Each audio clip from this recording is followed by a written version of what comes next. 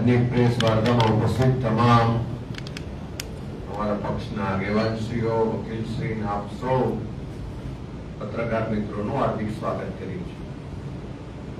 સમગ્ર સ્થાનિક સ્વરાજની ચૂંટણીઓ દરમિયાન આપણે સૌએ જોયું કે પોલીસ અને પ્રશાસનનો રોલ જે નિષ્પક્ષ હોવો જોઈએ એના બદલે એમની તમામ કાર્યવાહીને રોલ એક તરફી એટલે કે સત્તા પક્ષે ભારતીય જનતા પાર્ટીની તરફેણમાં રહ્યો.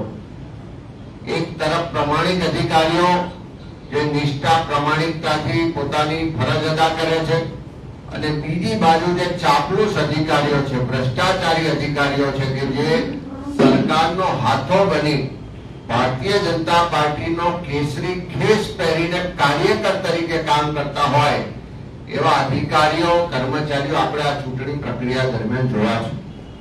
ફોર્મ પાછા ખેંચવાની પ્રક્રિયાથી લઈ ઉમેદવારોને ડરાવવા, દબાવવા, ધાકધમકી આપી, મતદાનને પ્રભાવિત કરવું અને મતદાનના દિવસે પણ કોંગ્રેસના કાર્યકરો, કોંગ્રેસના ઉમેદવારોને પોલીસ અને પ્રશાસન દ્વારા જે રીતે હેરાન પરેશાન કરવામાં આવ્યા છે એના અનેક દાખલાના પુરાવા આખા ગુજરાતમાં આપણે બધાએ જોયા છે. કે સુરત શહેરના પોલીસનો રોલ જોઈએ કે દાહોદમાં ડીવાયએસપી ભંડારી હોય કે પીઆઈ ઢોલ હોય એવા અધિકારીઓની ભૂમિકા જોઈએ. ડભોઈમાં ધારાસભ્યના ઈશારે કોંગ્રેસના ઉમેદવારો, કાર્યકરો પર ખોટા કેસ કરવામાં આવે. વડોદરામાં અમારા કોંગ્રેસના ઉમેદવાર આશીષ જોશી પણ મતદાનના આગલા દિવસોમાં ખોટા કેસ કરીને ડરાવવા દબાવવાનો પ્રયત્ન થાય. એ આખી પ્રક્રિયા ચૂંટણી દરમિયાનની આખા ગુજરાત, દેશ ને દુનિયાએ જોઈ છે.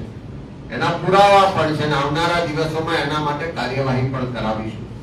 પણ ચૂંટણીઓ પતી ગઈ, પરિણામ આવી ગયા, ત્યાર પછી પણ આ પોલીસ અને પ્રશાસન દ્વારા સરકારના ઈશારે, ભાજપના નેતાઓના ઈશારે કોંગ્રેસના જે ચૂંટાયેલા પ્રતિનિધિઓ છે એને હેરાન પરેશાન કરવામાં ક્યાંય હજુ પાછી પાની કરતા નથી.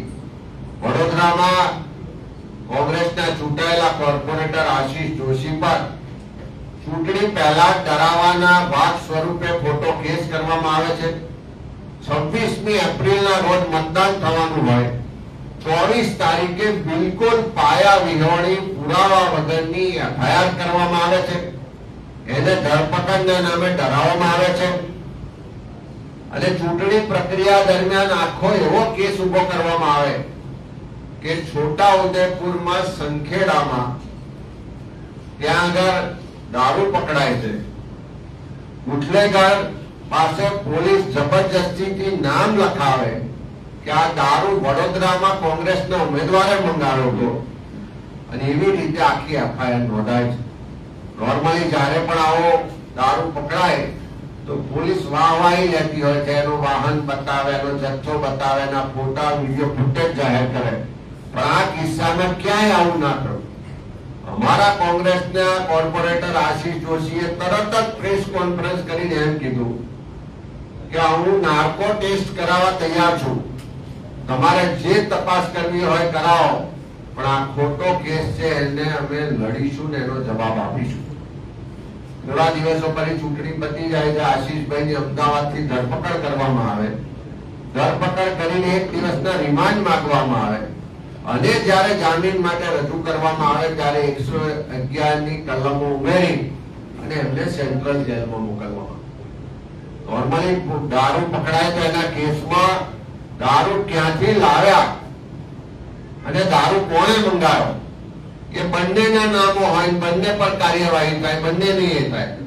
આ કેસની એફઆઈઆરમાં દારૂ ક્યાંથી લાવવામાં આવ્યો એનો ના તો કોઈ ઉલ્લેખ છે, ના એફઆઈઆરમાં એની કોઈ નોંધ છે કે ના એના પર કોઈ કાર્યવાહી કે કોઈની ધરપકડ કરવામાં આવી.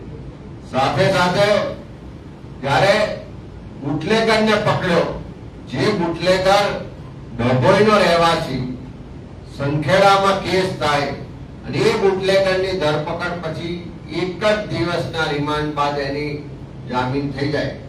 એના પર 111ની કલમ લાગુ ના થાય, પણ કોંગ્રેસના કોર્પોરેટર ચૂંટાયેલા છે એટલે એને કેવી રીતે હેરાન પરેશાન કરવો, ડરાવો, દબાવો, એ રીતે 111ની કલમ લગાવી અને ત્યાં જેલમાં આજે પણ રાખવામાં આવે. ભાજપના ધારાસભ્યના ઈશારે કોંગ્રેસના ચૂંટાયેલા કોર્પોરેટરને હેરાન કરવા માટેની જે આખી એક ષડયંત્ર રચવામાં આવ્યું અને પોલીસ એનો હાથો બની છે, એવા પોલીસ અધિકારીઓને પણ હવે રૂપજાવ કહેવાનો સમય આવી ગયો છે. કોઈ બચાવવા નહીં આવે. બધા જ પુરાવા છે, નામદાર કોર્ટ સમક્ષ છે.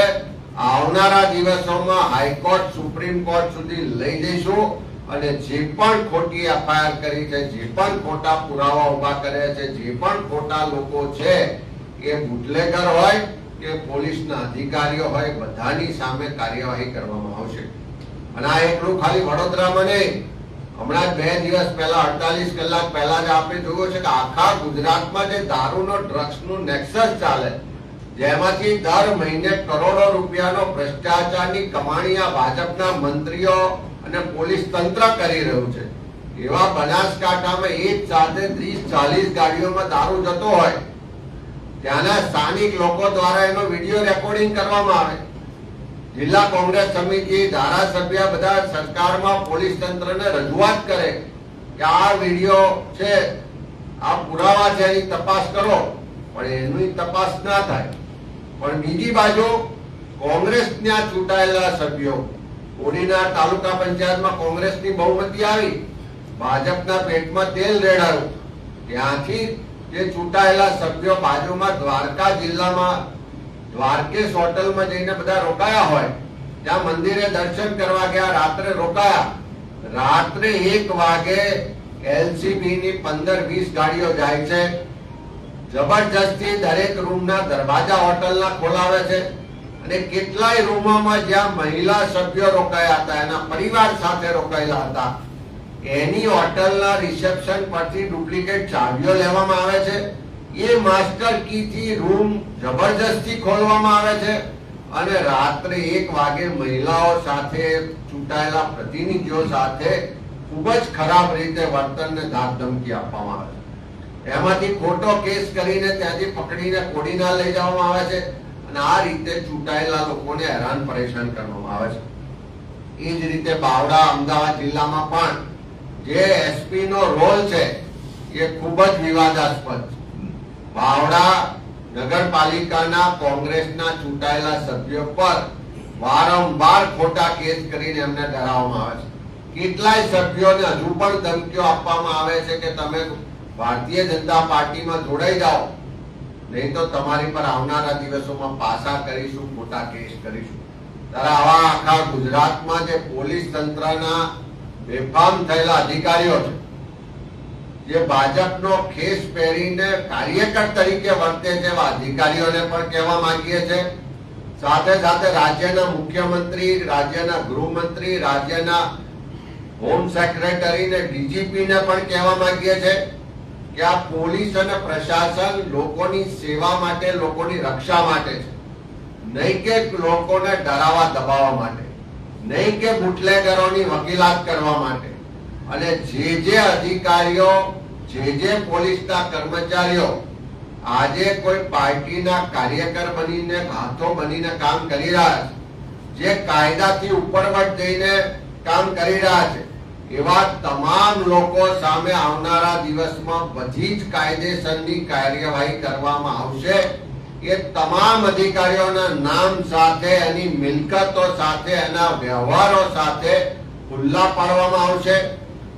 એમની આવકના પ્રમાણમાં અનેક ગણી સંપત્તિઓ એમણે વસાવી છે. દર મહિને દારૂ ને ડ્રગ્સ ને અનૈતિક પ્રવૃત્તિઓમાંથી લાખો કરોડો રૂપિયા જે અધિકારીઓ કમાય છે, એ તમામ અધિકારીઓની મિલકતોની પણ તપાસ કરવામાં આવશે. અને આખા ગુજરાતમાંથી જે લોકો પોલીસ અને પ્રશાસનના પીડિત લોકો છે, જેમની દાદાગીરી, જોહુકમીનો ભોગ બન્યા છે, એવા તમામ લોકોને લઈ અને આવનારા દિવસમાં ગાંધીનગરમાં મુખ્યમંત્રી કાર્યાલય સુધી કૂચ કરવામાં આવશે. અને આખા ગુજરાતના લોકોને લઈ અને નામદાર ગવર્નર પાસે જઈને પણ આવા ભ્રષ્ટ અને જે ફરજ ભૂલેલા અધિકારીઓ છે એને ખુલ્લા પાડીને કાર્યવાહી કરવામાં આવશે. અને એવા તમામ અધિકારીઓ સમજી લે કે આ લોકશાહી છે, કાયદાનું શાસન છે.